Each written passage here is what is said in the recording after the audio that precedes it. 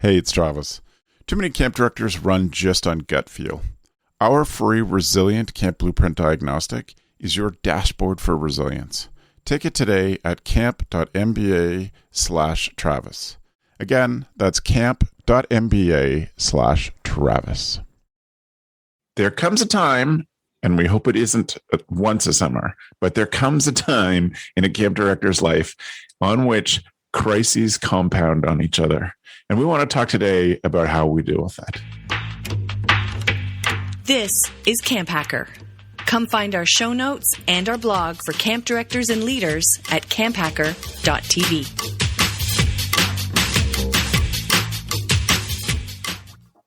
This episode of the CampHacker podcast is brought to you by UltraCamp. Wouldn't it be refreshing if your registration software gave you more time? With UltraCamp, you can track attendance, manage staff applications, streamline registration, and much more. Get back the time you need to focus on what's really important, camp. Find out more at summercampsoftware.com/camphacker.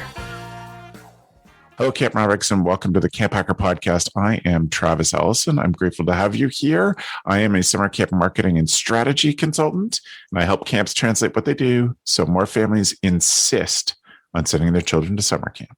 Hi, everyone. My name is Chris Hudson. I am a social worker and the camp director at Camp Highlight, which is an incredible summer camp for children who have LGBTQ families. And my name is Gabrielle Rail, and I'm one of the camp directors of Camp Waro. Camp Waro is an all-girls camp in the Laurentian Mountains of Quebec, and we try to focus on creating a positive female community, and we do that while speaking in French and English. And my name's Joe Richards. I'm a summer camp professional who has chosen to ply his wares at Pierce Williams Summer Camp and Retreat Facility as the executive director for the past 15 years. We are a United Church of Canada summer camp and retreat facility located in southwestern Ontario, about halfway between Detroit and Toronto. Welcome back, you three. Interesting topic today. I'm sure we've all had these days. As I say, you hope that this doesn't happen every summer. I would say over my 15 years of camp directing, this is probably in every 3 summers, there'd be a week of just one thing after another, whether it was helicopter evacuations from out trips or, compounded with lots of other things happening on site. And of course, the health inspector showing up while I'm on the parent call with that camper's parents. We've all had those times, and they are incredibly hard to deal with. And so I'm sure we will share some stories, but I really want to focus on how we handle those. And I think the most important part is that we anticipate those ahead of time and put some things in place to make sure that we can handle those as best possible. I think, lots of stories. There have definitely been many moments like those for us when we were camp directing. And I'll start off by saying that I think my experience is easier than lots. Although the panelists all have great partners in camp directing, it was nice to have 2 directors at the same position, myself and Beth, where we could either be dealing with 2 crises, one each, or if one crisis was more upsetting to the other one person or the other, you could switch off. And I definitely remember a moment specifically with a board member where I just had to walk away and say, I'm sorry, you have to take this one. I can't be the one to handle this one. And there were many times when I said, it's okay, I got this one, just go. And that was certainly a gift that we had in co-directing. But I think that was our major crisis thing, was that it was helpful to have somebody else that we trusted to make good decisions with about this. So I'm wondering, for you, what are the sort of things that you want to put in place ahead of time that you think are great survival skills, for lack of a better term, in a big crisis? Honestly, I didn't hear anything you said after helicopter evacuation. There was a helicopter evacuation for a cardiac problem with a camper. I mean, I think the entire episode should be about that. No, I'm And kidding. to tell you the truth, Chris, it's not the only camper helicopter evacuation that I have been around responsible for reacting to. If we ever had to evacuate someone by helicopter, Camp Highlight would be the most popular camp in the world. Like if these kids knew that there was a chance they can get a helicopter, I'm joking, but not by much. First off, I think when it comes to emergency preparedness, you have to, I feel like I say this all the time, but you really have to understand what like your core values are. Like for us, it's just like keep the children safe at all costs. Keep the children safe at all costs. So whatever we have to do, however much money we have to spend, whatever we have to pull or whoever we have to push or pull to make that happen, just make it happen. And in some cases, it makes things not easy. It's never easy, but it makes things very clear about what has to happen next. The first year that we did Camp Highlight, which was 2000, oh my God, cut this out. I don't remember. 2000, oh God, I'm going to guess 2010, 2009. So anyway, so when we started Camp Highlight, there was a storm bearing down on New York City where a lot of the kids had come from. And it was going to arrive the day of departure. So we had to get all the kids home the day before, and we were running transportation. And it was a crisis for us because we were just starting out. Also, I want to point out that week there was an earthquake. So pretty much we were just being tested. But at the end of the day, like I said, we're like, well, there's a storm coming. We have to keep the kids safe. So what do? We just got to get the buses here today. Like we're just going to call them and tell them they just have to come today. And whatever they tell us that we have to do to make that happen, we're just going to do it. It wasn't easy. It wasn't cheap, but it was clear. And the clarity was really helpful to me in the crisis. Like it's just, there's only one thing to do. Yeah, I think that clarity is key. I think that steps we can put in place to be ready for it is just our mindset. Right. And the idea of what they now call a growth mindset, right, where you are sort of ready for anything and you can do anything, right, that when something happens, you will have the skills to deal with it. I said it just the other day as I was with my maintenance guys was moving commercial dehumidifiers into a flooded basement. I said, every moment of my life has led me to this point so that I have the skills to deal with this quickly and efficiently and get it done. And I think that that's the best way for camp directors to approach things is to say, great, everything that happens is an opportunity to learn. Right. And everything that happens is an opportunity to learn and to use into the future. And I think that mindset I wrote down on my sheet of notes as we start a podcast. Don't be fooled into thinking that I write this down like well before the podcast. It's literally during. Gab knows how well I prepare for things. I literally wrote down mindset. Right? Because if you think that the world is coming to an end and you think that you're not going to be able to handle it, then my belief is that you are not going to be able to handle it. And you are what you believe. And if that's what you say to yourself, self-talk is the most important thing for this topic and also for many other topics. So. Yeah, and that comes with having a strong team, with what Travis was talking about at the very beginning. If you want to start with building trust within your team, start with involving them in all of the procedures that are necessary. And you don't have to involve your young staff members, but certainly your leadership team members need to be able to step in. If, when do you make the call a helicopter evacuation? When do, et cetera, et cetera. And I think also desensitizing your staff to the fact that, stuff does happen every summer and share previous summers. This is what we had to deal with. And then another summer, this is what we had to deal with, so that it's not a shock to their system when something does happen, like a basement, flooding or a huge windstorm that knocks down a bunch of trees and you have to clean up after that storm. That's part of the behind the scenes. So letting people know that when stuff happens at camp, that's part of our norm. But how we deal with it this is how we deal with it. And so then you also have that mindset that you can trust that team to step up when you need them to step up. So you're clear-headed because you're not by yourself making decisions and by yourself executing plans, because you can't do all of it at the same time. I'm watching Chris's thinking face to see if he has something specific. I mean, you mentioned helicopters again, which is so distracting. Can we stop talking about the helicopter evacuation? Because it sounds cooler than it does. It sounds more cool than it does Chris dire. wants to go in a helicopter. I want to go in a helicopter.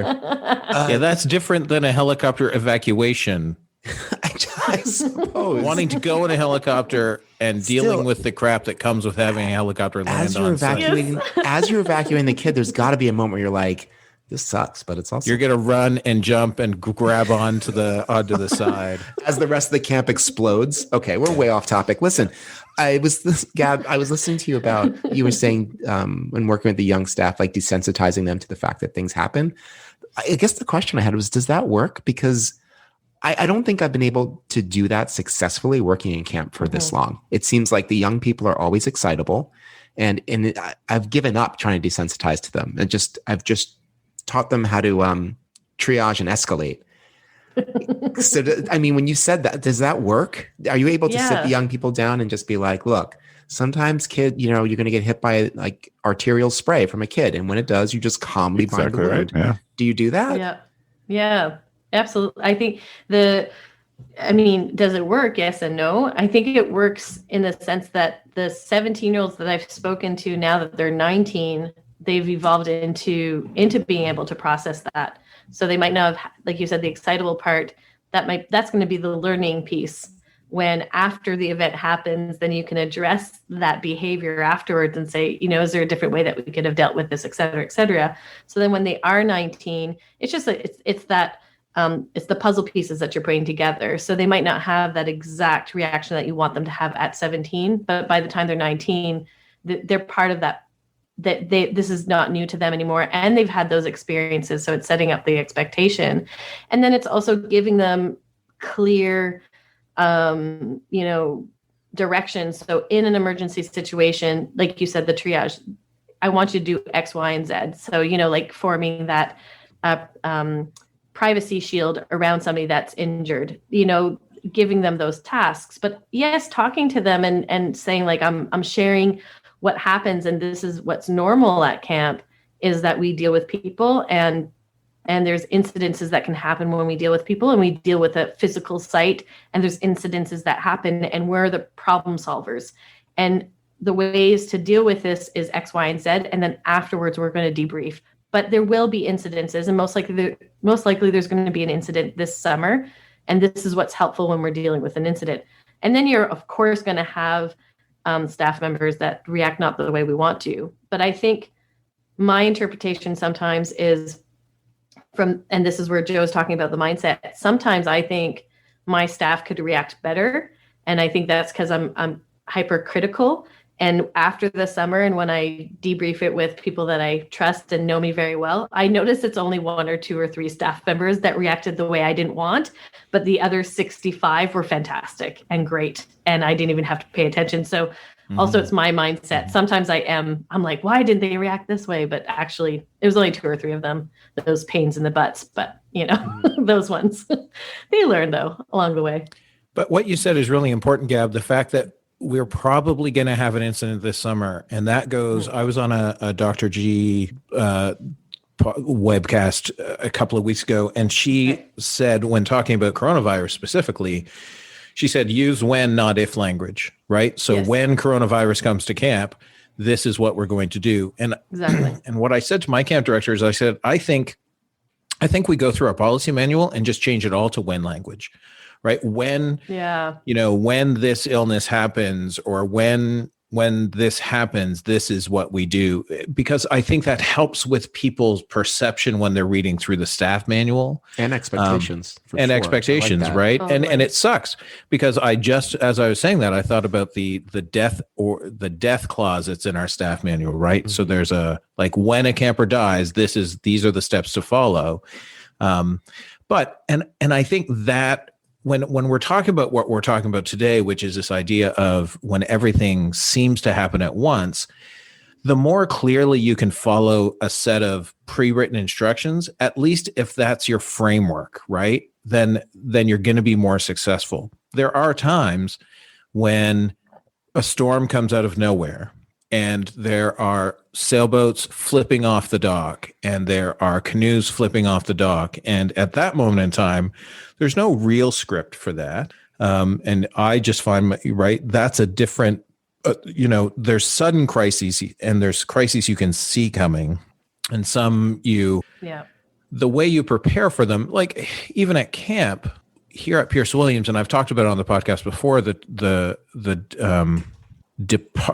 detour, departure, or death, right? So when you have someone at camp who's an integral part of camp, right? If they get really sick, so if you had an administrator who's been with you for years who got really sick, that's a detour because you don't know what their job is. So are we ready for that detour, or are we ready for that person's departure if they're going to leave camp, or if somebody dies, right? Are we ready? So it's all a similar thing.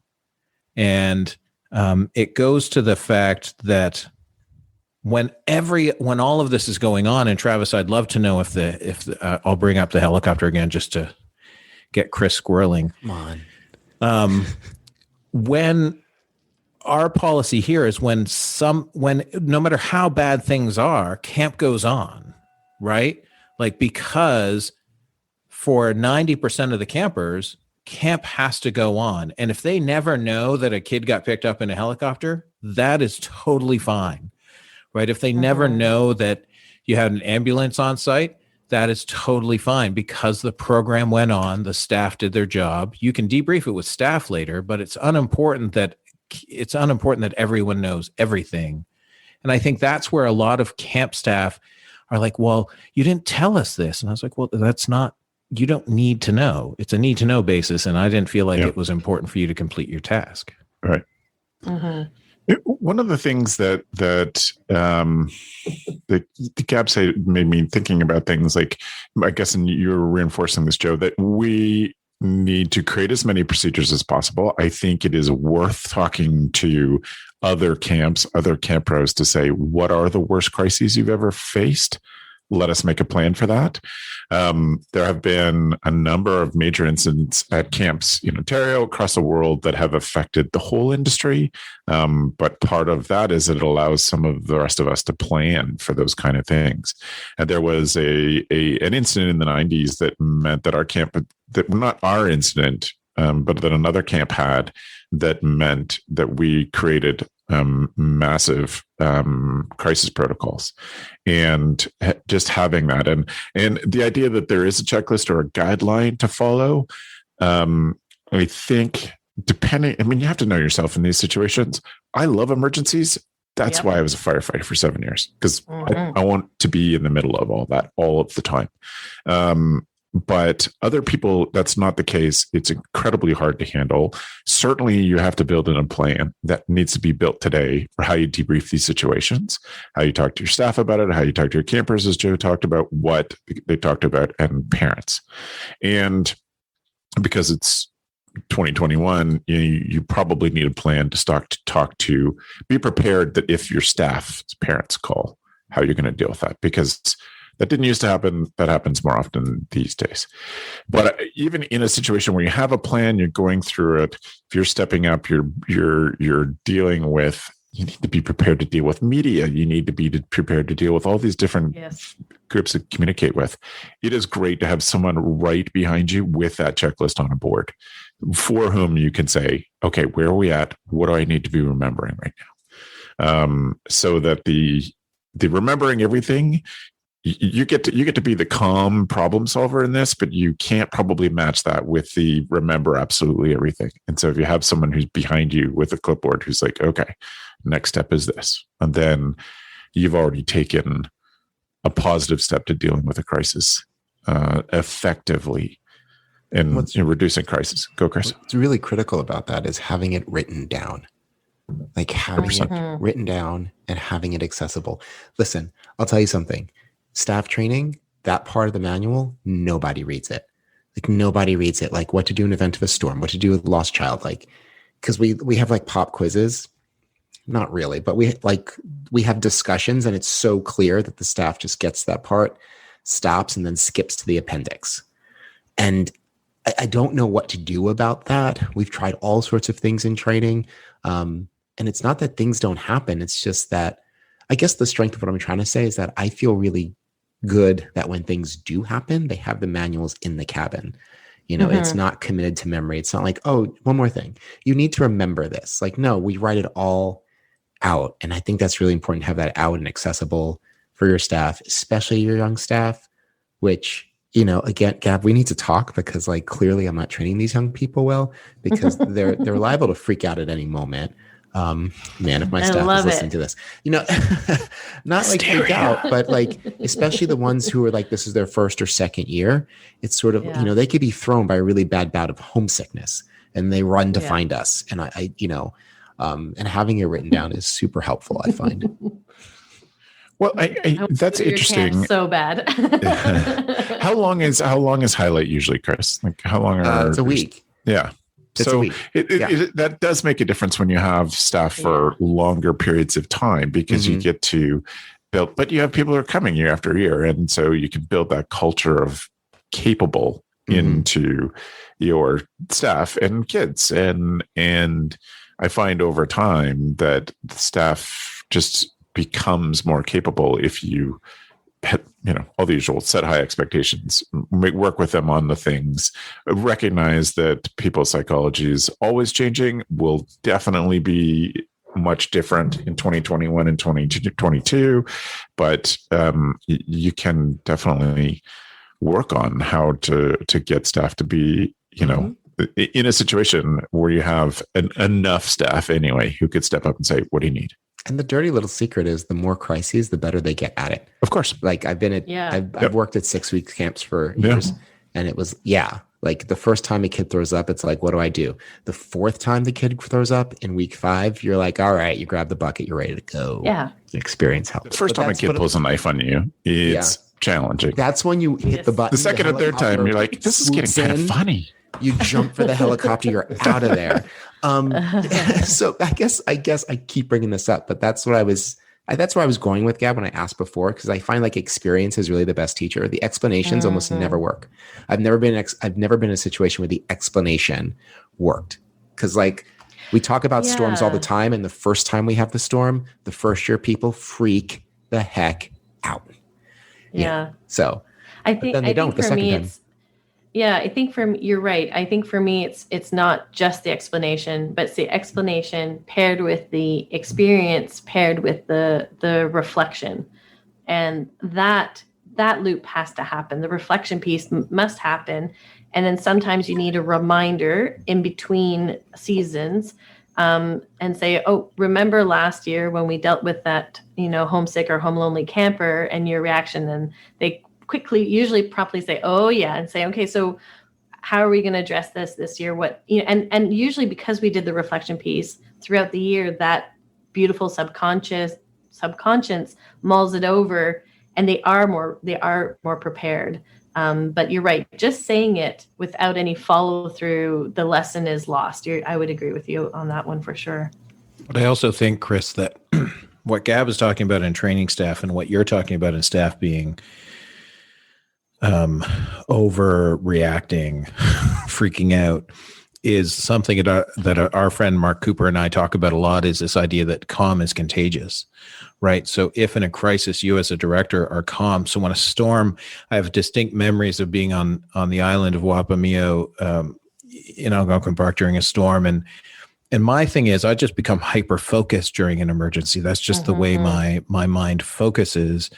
And so when I tell you to go do something, where in a normal time I might not say it quite in that tone of voice or whatnot, that is not the moment to say, well, that hurt my feelings. At that moment in time, I don't care about your feelings. I care about solving the problem. At the end, when we debrief, I'll apologize for making you feel that way and walk you through that you shouldn't feel that way in that particular moment. But this idea that calm is contagious, that when something big happens, people will look to you. It's like you're training dogs, right? That if you're, I'm not saying we are. Yeah, I know, but I think you're going to this is the regret perfect thing. If when you're training your dog looks to you to see how to react to different situations. And camp counselors are the same way. They look to their leaders to how to react to a situation. And if you can do it calmly and competently, then they will learn from that. They might not need to remember what's in the manual at that moment in time, because you're going to remember what's in the manual and help them through that. But I find if I just get a microphone and talk really low and talk to them, it just calms them all down. But I think that's a good. There's gold in that, Joe, because we're not going to hire people who've had these kind of experiences before. Any of these things, like just the closeness of the community at the end of the camp session when everybody's just melting because it's so heart-wrenching to leave this close community. We can't prepare them for that. We have to give them a chance to practice, and we have to tell them what the expectations are. But we have to understand that they don't have any reference for this level of stress in the case of this topic. And so we have to be as patient as we can. But there's certainly been situations where I have said to a staff member, that's it, you're out, come back in an hour. Don't talk to anybody. I don't want to see you for an hour. We will keep working with this whenever you're ready, but not when you're ready. Not when you think you're ready. Come back in 1 hour, take that time and get ready, and then we'll go. Just because I can't handle you while I'm handling this, because as Joe said from the beginning, we're here to make kids safe. And absolutely. And also, in turn, kids are looking at their counselors, which is why, no matter what happens at camp, I'm just like, and it doesn't matter what you say. I'm just always like, okay, all right, and calm is contagious, and that's what we try and give to the counselors. But they really have to see it. In my experience, they really have to see it to be able to do it if they care. For sure.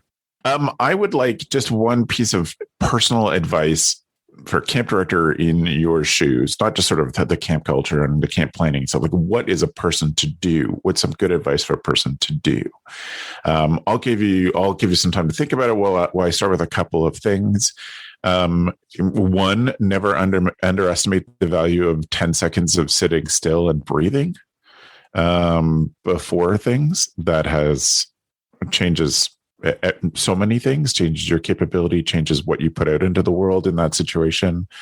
And most of the other stuff we've put in there. But one other thing that I did a long time ago, and I don't know if this is still the case at the camp that we used to direct, but we had emergency numbers by every phone. And included on those emergency numbers were 3 camp directors within 1 hour of us that I considered friends.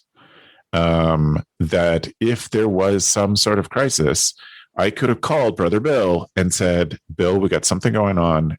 Can I talk it through with you? Or can you send me 6 bodies for a day? Any of those things. But there was people that I had, Jerky, this is what's going on. I just need someone to bounce it off of. That, having that handy and not having to look that up in a crisis. Of course, when I camp directed, there weren't cell phones to keep in my pocket all the time. And so that was a little different. But I think even in that situation, you would want friendly numbers close to every phone so that you would have someone to reach out to. Some other sort of personal pieces of advice that you would give. I think you mentioned this before, and this isn't something that we can easily do, but I'm a co-director of Camp Highlight. There's 2 directors. You mentioned that before. It's so great to have someone else to calm you down or to also reflect back to you. Is that an emergency?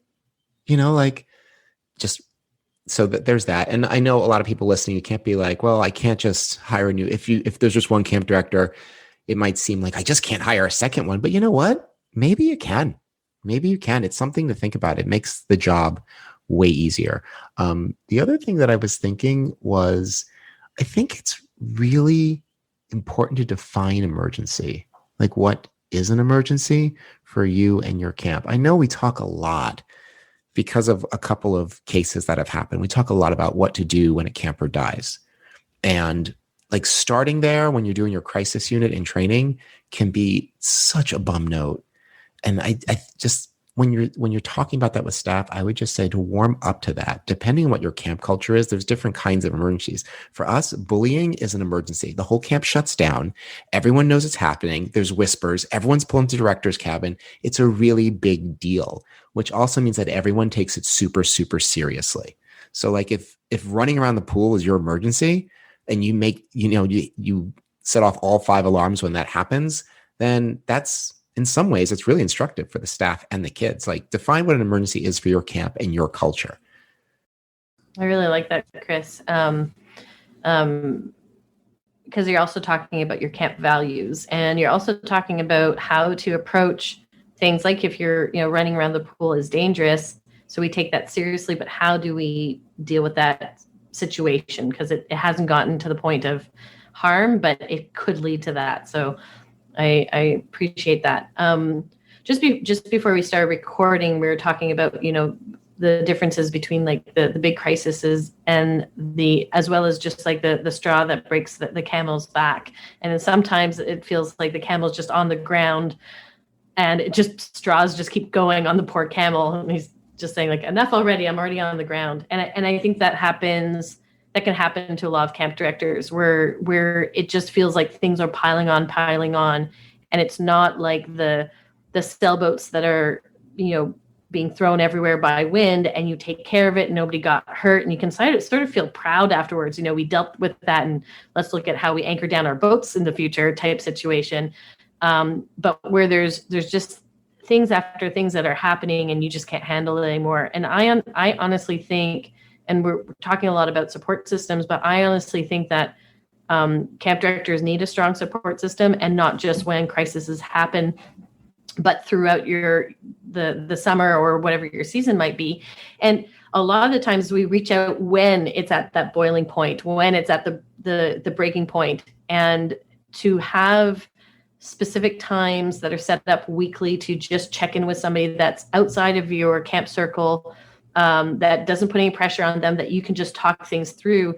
It's probably going to take some of those straws off of the camel's back. And some of the things might go into a pile of, I need to deal with, but it's okay. And then others will be prioritized. But regularly chatting with somebody that understands you, that understands the seriousness of your job, not just somebody that, they need to get what you do as a camp director, because it's serious stuff and it's serious pressure. And keeping up with those conversations, I find that for me has been essential in keeping a clear head and making good decisions instead of rash decisions. I think in the moment, what I would say, or just before the moment that you need this, what I would say to someone is act confident. The last thing you need is for someone to question whether you think you're right or wrong. And this comes out in a variety of ways. I still have this distinct memory of my CIT coordinator, Dave Haskell, saying to us, act enthusiastic and you shall be enthusiastic, right? As young 14 and 15-year-olds. And act confident and you will be confident in an emergency. This is what you're paid for. This is what, no matter how much or how little you're paid, this is your moment to shine. Be confident. Mm-hmm. It's not the moment to worry how someone's going to perceive you. Are they going to like me after this? You can blame it on this situation, right? If somebody's that petty, it's the same thing right now. You can blame everything on COVID when it happens at camp. But you need to act confident in that moment and be sure of yourself you can question yourself after. And that's what all great leaders do. You question yourself after so that you review what happened. You debrief it by I know I do this. I debrief it by myself in my mind. Like, what was that situation? Could I have done something different? Did I cause any additional harm? Right? Like these are the things that I go over in my own head. I don't debrief them with, if you have a spouse or a partner that you can debrief them with, that's awesome. And it's hugely beneficial, or another camp friend. But in the moment or just before the moment, the words I want you to hear ringing in your head are act confident. I love that. I 1000% sign on to that because, especially for our youngest staff, I've intimated this to them. I don't know if I've said it this way, but like, you know what? Maybe you can't find the solution. You're not here to solution. You're just here to make the kids comfortable until you can escalate it. So if you just act confident and calm, that's fine. Even if you don't know what to do, it doesn't matter. It's 1000% true. Correct. That is such a good place to put a pin in this discussion. Thank you. Thank you. Speaking of thank you, we want to thank UltraCamp for their sponsorship of the CampHacker podcast. Do you remember why you got into camping in the first place? Why you put yourself in a situation where crises could stack on top of each other? Sometimes all of the busy work associated with running camp keeps us from seeing why we're here. UltraCamp helps you get back to what you love and understand why you are at camp. So what does this mean? UltraCamp, having them in your corner means that you have powerful tools to automate your billing, simplifying your registration process, managing your hiring process, including integrated background checks built into the software, and communicating with your customers and or your donors if you have those. So exclusive to CampHacker listeners, for a limited time offer, the UltraCamp folks have a free setup for folks coming through listening to the CampHacker podcast. So they say, if this sounds too good to be true, let us talk. They'd love to show you a future where you can finally have time to get back to what's really important, working with kids at camp.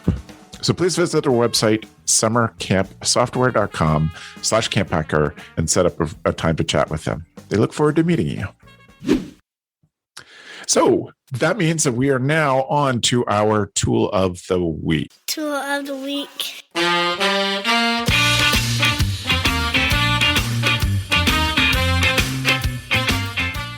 So if you're drawn in by our snappy podcast title and you haven't been listening to CampHacker before, the tool of the week is where we ask everybody to come on the panel to come with a tool that makes them a better camp director. And I'd like to start with Joe this time, please. Awesome. My tool of the week is a library card. Get it? Bingo. And learn how to use it. You don't even need to go to the library nowadays. The reason this came up is I live in a location where I actually have 2 library cards, 3 if I really wanted them. The city of St. Thomas, but the city of London also gives me a library card because I'm part of the St. Thomas Elgin. Anyway, on the London, I can get free subscription to the New York Times. I have to renew it every 3 days, but it's a free subscription to the New York Times, right? I also have access to 3,600 magazines published around the world through their magazine app. I also have access to, thousands of newspapers. I'm a San Antonio Spurs fan, in case you didn't know. And so I read the San Antonio Express from my new tablet. I didn't buy an iPad. I ended up buying a Samsung tablet at Costco. And it's great because the magazines on my phone weren't big enough, but on the tablet, they're super awesome and makes me use the library more. There's another podcaster and the creator of Cool Tools, Kevin Kelly, recently talked about Canopy, which is a free service to watch, stream things, and to listen to all of the great courses. Guess who has a full subscription to that? My library. Get a library card, use it online. It's super amazing. Kevin Kelly, former CampHacker podcast guest when he was promoting his last book. Sweet. Yeah, so you can look back and listen to Kevin and I talk about managing parent expectations. Yeah, what do you got? I have AnyList. AnyList is an app that you can use on your iPhone or your Android.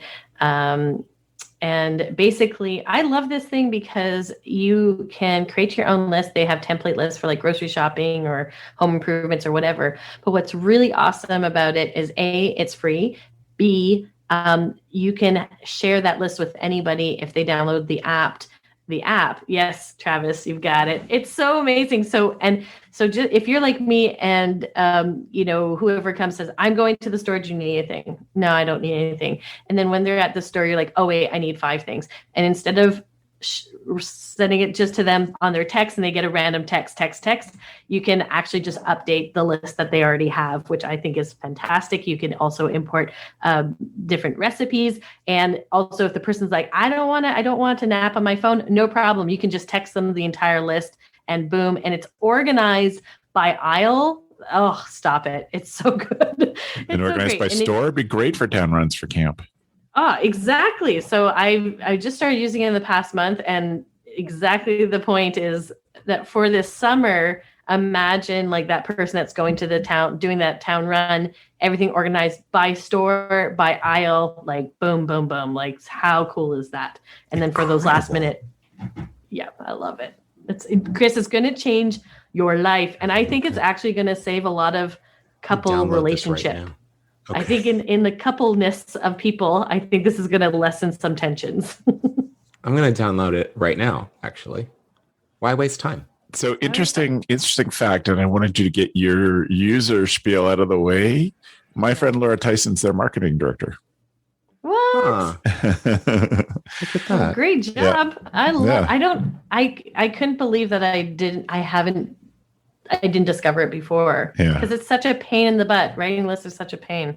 It's awesome. Yeah. It's also it's not easy.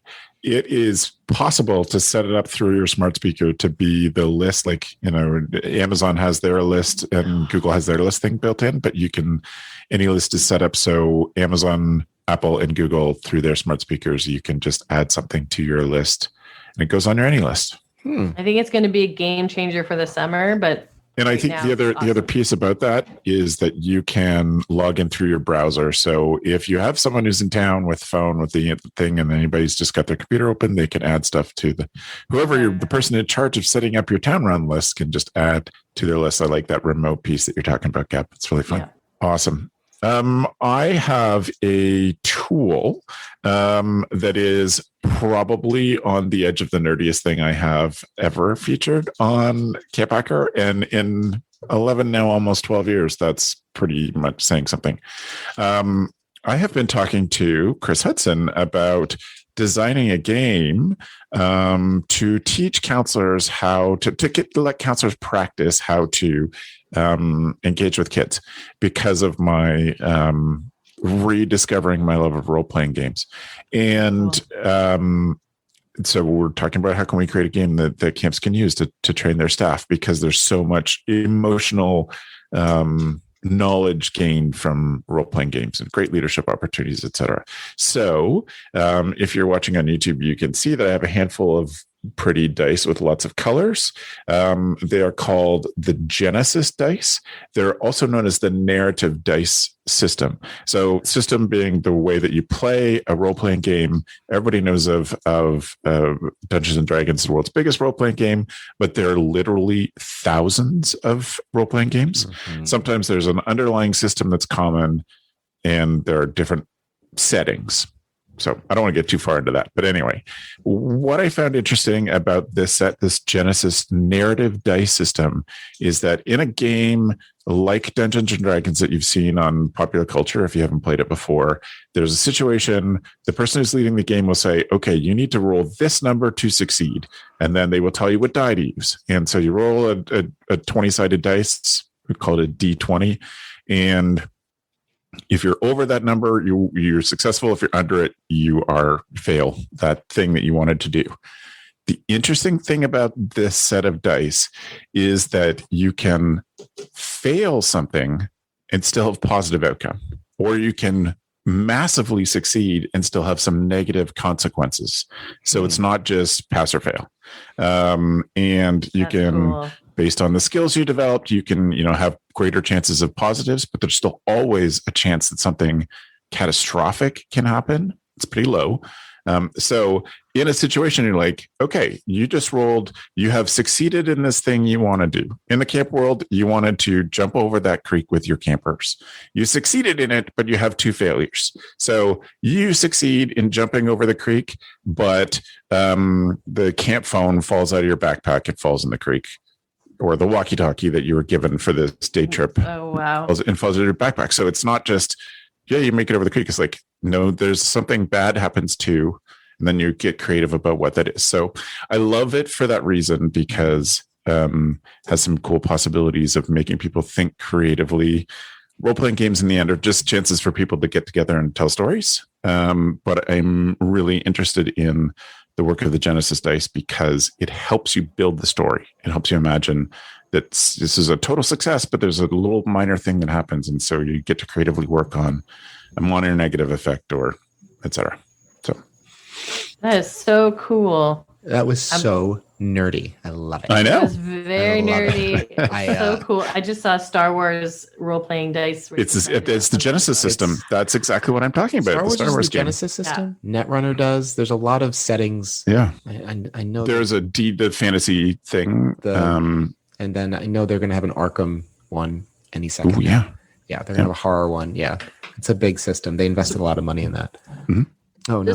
It's such a great idea for staff training. It's so amazing. Mm-hmm. And the fact that you might do everything right, but there still could be a negative outcome, or you take risks and there's positive outcome. I think that is real life. That's so cool. Yeah, I love that. I really, really love that. That's so neat. Well, Gab, if anybody's listening and wants to support this very small seed of an idea that I have shared with Chris and a couple of other camp directors, we could use some financial backing, of course, in which case we would hire Gab to do the graphics for our version of the Camp Counselor game. The Chris, what's yours? Are endless. So if you're anything like me, over the past 12 months, you've been in approximately 400 billion Zoom calls and meetings. And not for nothing, I'm bored. So I was super excited to discover gather.town. That's right. Gather.town is the web address. And what it is, it's a new way of video conferencing. You log on, you quickly create an avatar, and then you're launched into a virtual world. A clubhouse, if you will, like it could be a clubhouse, it could be by the beach, it could be an office, and the other people in that world, you can interact with them. As your avatar gets closer to their avatar, their video and sound comes into sharper focus. So it gives you the idea, it gives you the sensation of sort of like mingling with a bunch of people. I've been testing this out with my staff, trying to figure out how to make it work, how to build community with our campers over the summer. During the year. And, we're just now trying to chart the possibilities. It's such a simple idea, but it allows people to interact in a way that's a little bit more natural. What's more is what I really enjoy about it is that we're all familiar with Zoom breakout rooms. And, when you're in the other room, like you're in the other room and it's up to the person who's leading to pull you back or shove you back out. In Gather, if some people are just gathered in the virtual backyard and you're like, oh, wait, let me check in with the other group that's in the kitchen. You just walk over and be like, hey, everyone, we're done in the backyard. Like, let's mix the groups up. And like I said, I don't know if the possibilities are endless because I'm still working on it, but I encourage everyone to take a look at it. At the very least, just jazz up the meetings you're having with your friends, It'd be so much. I know there's a lot of Zoom happy hours that were happening. This would be the perfect thing for that. But I really do want to challenge everyone who's listening to find a way to use it with your campers and your staff and your parents. We're going to have our parents get together on Gather, and we're discussing doing all of staff training through Gather. So check it out and let me know what you think, positive and negative.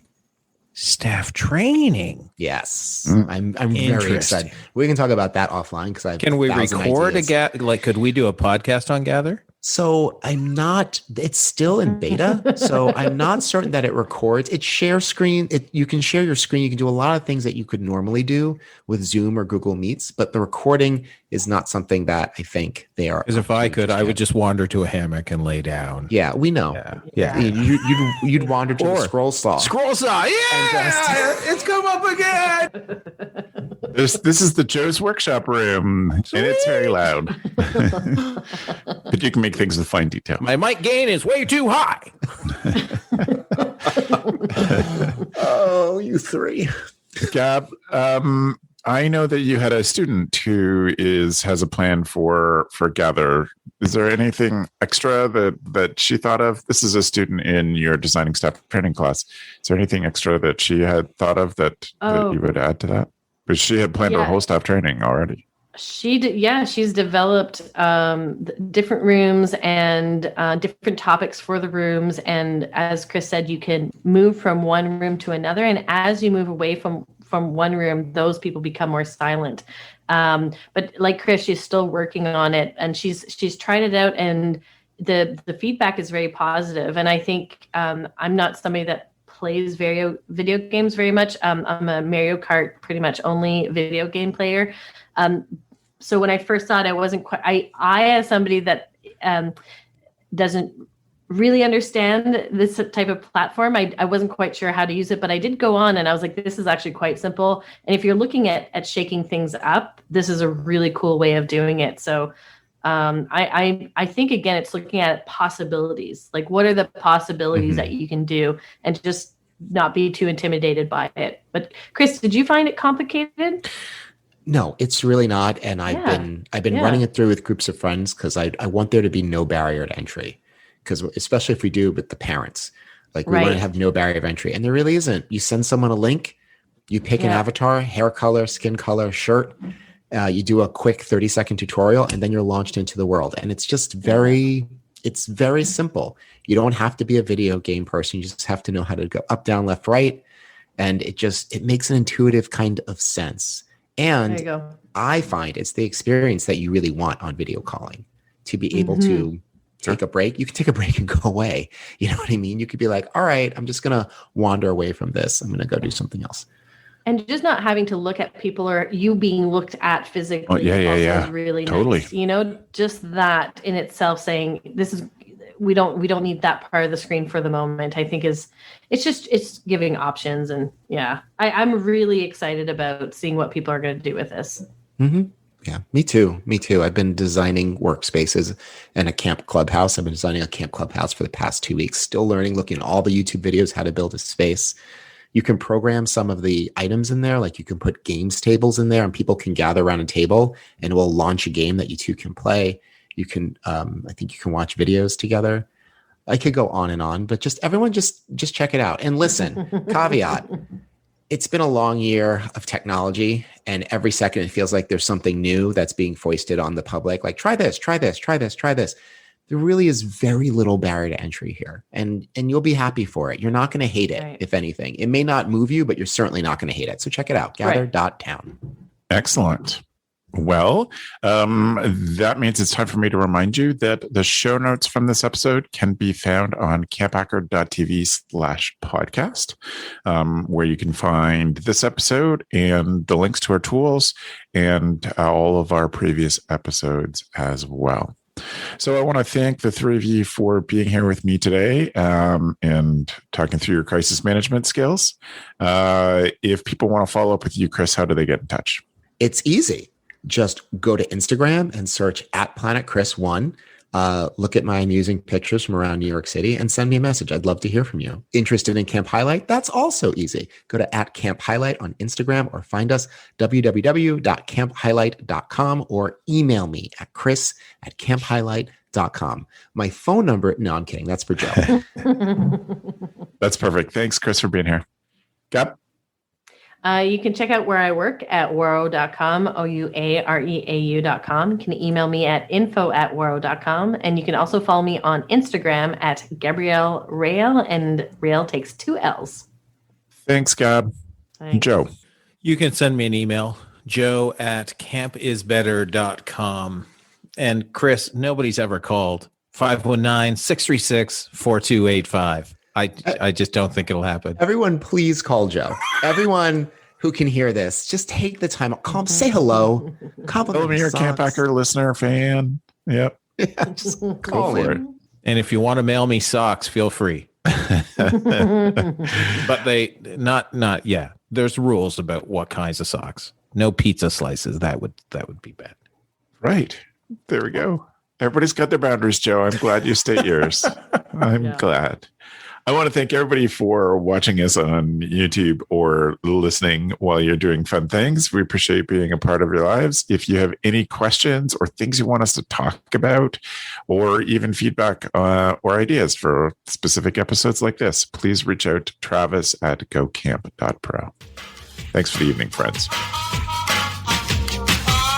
The CampHacker podcast is brought to you by Beth and Travis Allison, summer camp leadership training and marketing consultants. Thanks for listening. CampHacker, bringing your world into focus.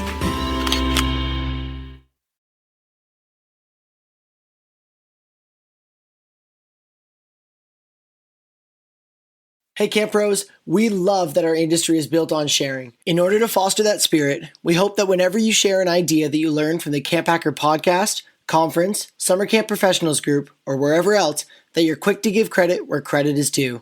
That way, we can all encourage more Camp Pros to share the tips and tricks that will make camp better. Hey, it's Travis. Camp directors often tell me they're just too tired to take on anything new. That's exactly why my free Resilient Camp Blueprint Diagnostic exists. It doesn't add work, it shows you progress. Quick, free, repeatable, you'll know if your systems are paying off without the guesswork.